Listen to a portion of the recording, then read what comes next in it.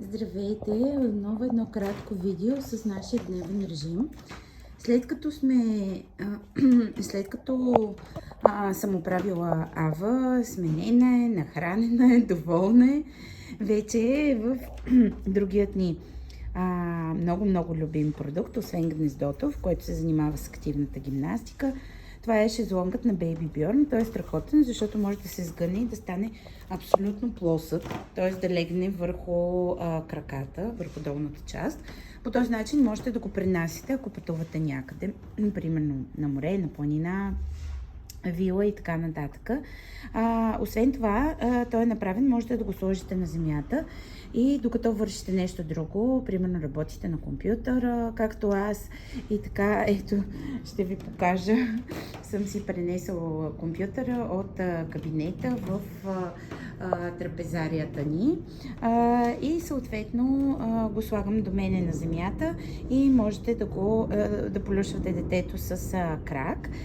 Също така, като детенцето стане малко по-голямо, бебето, то може само да се люлее, като си движи краченцата, така че се чувства много комфортно. Тя тук ние имаме много голям прозорец към улица. Ние живеем съвсем в центъра на София и установих, че това цвете, което сме изнесли на този балкон, много й харесва да зяпа листата и затова я слагам тук. Обикновено отнема поне 15-20 минути да ги разучи. През това време аз си правя закуска, така че исках да ви покажа. След това вече закусваме на балкона. Ето, това е нашият Тоби, нашата котка. Нашето балконче е малко, но пък много удобно за малко бебе. Ето така, тук си закусвам, а тя си седи до мене и сега вече ще й закача ето тези на Tiny Love, въртящи се играчки, които си имат и музика и ги закачаме ето така върху кощето, ще ви покажа след това и детето се забавлява, докато вие можете да закусите или да си свършите отново някаква домакинска работа. Така че тук сега ще закусиме, а сега исках да ви покажа всъщност една много питателна и полезна закуска, ако кърмите. Така че това видео може би ще е полезно за майките кърмачки, които напоследък доста жени ми зададаха въпроси какви са полезните храни. Имам отделно видео за това. Сега просто показвам една бърза сутрешна закуска. За кърменето е много важно да се храните редовно и да пиете достатъчно течност. Даже пиенето на течност е по-важно от храненето, но не пропускайте храненето. Храненето трябва да е комплексно и да съдържа няколко вида основни продукти. Винаги е добре да има протеин, така че аз съм си приготвила яйца на очи без мазнина. Съответно, полезните мазнини са от масло и авокадо. Аз ям всяка сутрин по половина авокадо, съответно другата половина си я прибирам за утре сутринта. Ето в такива кутийки имам. В хладилника се съхранява чудесно. Зеленчук, разбира се, аз много обичам чери домати, така че съм си приготвила чери домати. И полезни семена. Аз на почти всяка закуска слагам ленено семе. Можете директно, това е лененото семе, просто ви показвам упаковката. Можете директно да го сложите върху яйцата или върху филийките, върху авокадото. Ето по този начин. Аз слагам доста, защото много обичам. Така че да имате и полезни семена и е хубаво да има някакъв млечен продукт, лайт. Ето този 0,8%, така любимото ми мое котич сирене. само 0,8% като мазнини. То е меко сирене. Ето сега ще покажа, така че можете директно да си го намажете върху филийката. Аз консумирам този хляб, много го харесвам на живена, мисля, че са 5-6 вида. Аз купувам жълтия или лавия като опаковка. Това е високопротеинов пълнозърнест хляб с семена от слънчоглед и чия. Допълнително, разбира се, винаги можете да си добавите чия. Ето аз винаги имам тук, където ми седят хранителните добавки, на Кухненския остров, така че обикновено добавям в кисело мляко с плодове, но за следобедна закуска. Сутрин обикновено, както казах, консумирам ленено семе. Така че сега ще си направя 2 филийки, не повече, това е абсолютно достатъчно, не е нужда да преяждате или да се тъпчете, намазани с масло и авокадо. След това отгоре ще сложа котич сирене и отново ленено семе. Ще си го аранжирам заедно с яйцата и чери доматите.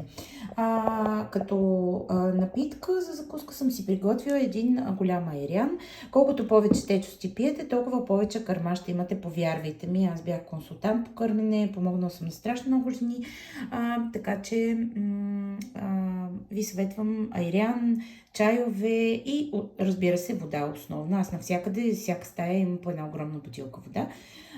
Така че трябва да пиете минимум 2 литра и половина на ден. И също така, какви хранителни добавки приемам сутрин. Започвам с биотин добавката ми.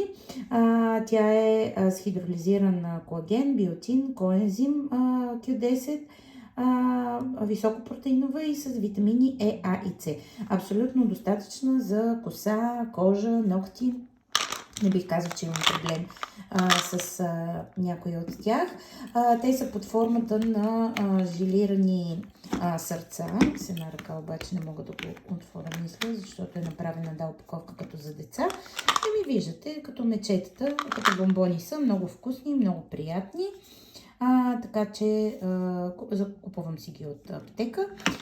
Така че препоръчвам една добавка, която обединява всичко, което би ви било нужно след като родите.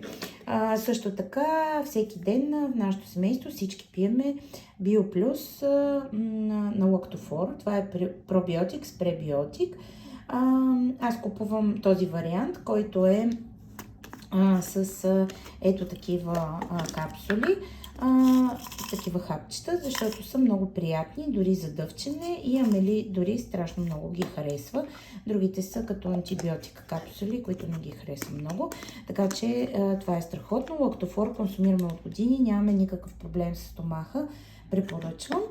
И аз пия също така, още от бременността, желязо и селен, които са много полезни и по принцип да си ги пиете. Препоръчителната доза на Natural Factors, това е хранителна добавка, така че пия по едно сутрин. Иначе можете да увеличите на едно сутрин и едно вечер. Така че това е абсолютно достатъчно като хранителни добавки за мен.